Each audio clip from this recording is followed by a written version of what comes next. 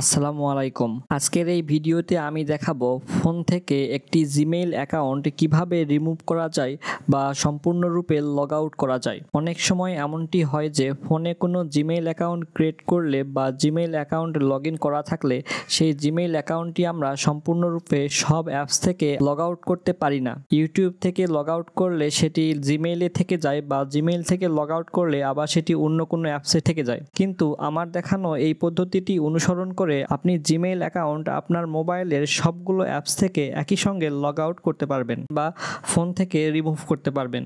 এর জন্য প্রথমে আমাকে জিমেইল এই অ্যাপসটিতে চলে আসতে হবে। এরপরে এখানে যে থ্রি লাইন আছে এই থ্রি লাইনে একটি ক্লিক করতে হবে। তারপরে এখানে নিচে থেকে সেটিংস অপশানে ক্লিক করতে হবে।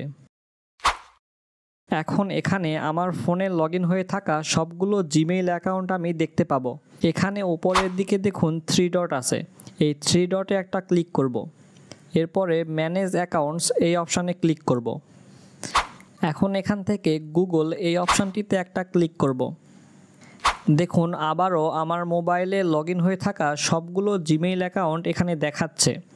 এখন এখান থেকে যেই জিমেইল অ্যাকাউন্টটি আমি লগ আউট করতে চাচ্ছি বা আমার এই ফোন থেকে রিমুভ করতে চাচ্ছি সেই জিমেইল অ্যাকাউন্টে একটা ক্লিক করব।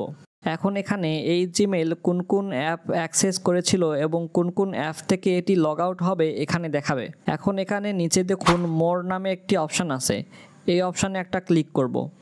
এরপরে এখান থেকে রিমুভ অ্যাকাউন্টে ক্লিক করব। তারপরে আবার রিমুভ অ্যাকাউন্টে ক্লিক করব।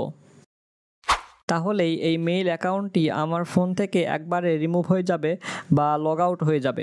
এখানে আরেকটি বিষয় বলে রাখি, এইভাবে যদি আপনি আপনার ফোন থেকে কোনো মেইল অ্যাকাউন্ট রিমুভ করে থাকেন তাহলে কিন্তু সেই মেইল অ্যাকাউন্টটি একবারে ডিলিট হবে না, আপনার ফোন থেকে সম্পূর্ণরূপে সেটি লগ আউট হবে। কিন্তু আপনি যদি চান সেই মেইল অ্যাকাউন্টটি আবার ইউজ করতে তাহলে সেই মেইল আইডি এবং পাসওয়ার্ড দিয়ে চাইলে আপনি যে কোনো অ্যাপসে আবার লগ ইন করতে পারবেন।